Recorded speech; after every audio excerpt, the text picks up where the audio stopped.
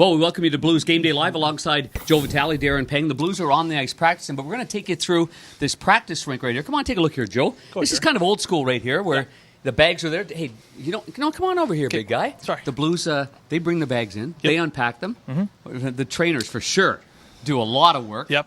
For sure, every single day. And so they're getting ready here. We're post-All-Star game, and it's kind of another reset button, Joe, where the Blues are getting ready for the Vancouver Canucks. We're on the West Coast, and it seems like every time we turn around when a team needs a break, it's a good time for a break, whether it be the beginning of the season, then you've got the White House, and then you've got other things that have taken place, and now it's the All-Star break, and I know that Craig Berube and the players, they're just anxious to get things going.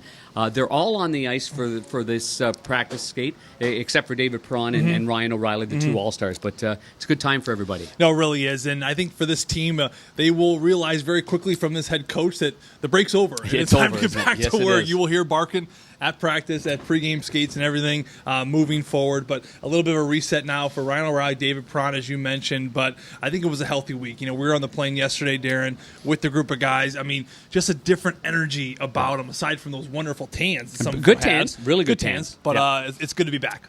Yeah, it really is. And Alex Pietrangelo, the day after the All-Star game, he decided to go onto the ice. I think he needed to get those legs going on there. And he did. Sammy Blais, other good news here. We'll keep you up with the inventory here. Sammy Blais on the ice. I know that Troy Brouwer was placed on waivers, not here on the ice in Vancouver. But good news with Sammy Blais. Big time. This is a big piece. I sat down with Craig Berube during the All-Star break. We had a little Q&A at the fanfare. First of all, what a phenomenal job the Blues, the NHL, NHLPA, all the sponsors did in St. Louis. But I had a little Q&A with Craig Berube, and someone asked him about some young players, and he mentioned the Robert Thomases and the Jordan Kyrous, of course. But he kind of perked up when he said Sammy Blais. This is a coach that really believes in number 9. He thinks he's going to be a special player. He already is a special player, but he's got so much more. And for a big body, he can move. He's elusive. He's got great hands. He's good around the net, and this is going to be a big, big plus when he does come back. And once again, that brings in that inner competition. There's no team in the NHL that's a competitive team or a team that has a chance to win without inner competition. And that's part of the depth, what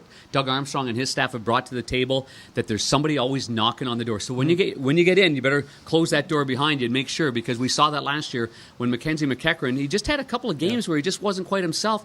Out of the lineup, never got back into the lineup. I think everybody understands that that's the nature of the beast here with the St. Louis Blues. It is, and I think that's the best way. I remember as a player, Darren, you remember as a player, you got to kind of always be looking over your back. Another thing Craig Berube said when I asked him about, hey, you played 1,000 games in the National Hockey League. You've had 3,000 plus penalty minutes. What was your secret to the longevity? And he said you always have to play as if someone's out there to take your job. And I think that is the tone he's setting now for the players in front of him. Well, yesterday was Wayne Gretzky's birthday. Yeah. The great one, 59. Did you know that at this rink here in Burnaby, British Columbia, that when Wayne Gretzky was traded to the St. Louis Blues, this was his first practice rink? Come on. How do you like that? In the Blue Note. How do you like that? That's and then, awesome. of course, we all know the history. He scored, of course, on his first shot. He scored in his first game as a member of the St. Louis Blues. Incredible. That's a good scoop. Where'd you learn that scoop? I do my research, Joe, before I get in here. Just Your do my good research. friend, Wayne Gretzky. Great job. And happy birthday to the great one. Happy birthday. What a great job. Wayne, Brett Hull, John Hamm, Jenna.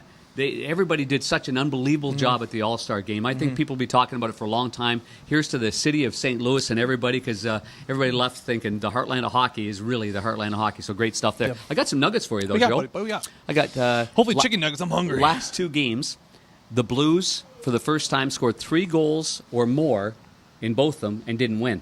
Interesting. The record is 89-9-7 with 3 goals or more. So I would imagine that Craig Berube and his staff are going to say, time to tighten it up here a little bit. Time to get back to winning 2-1 hockey games, right? Yeah, big time. No, playing better defensively is something that is something that Craig Berube has got to stress. And you know what?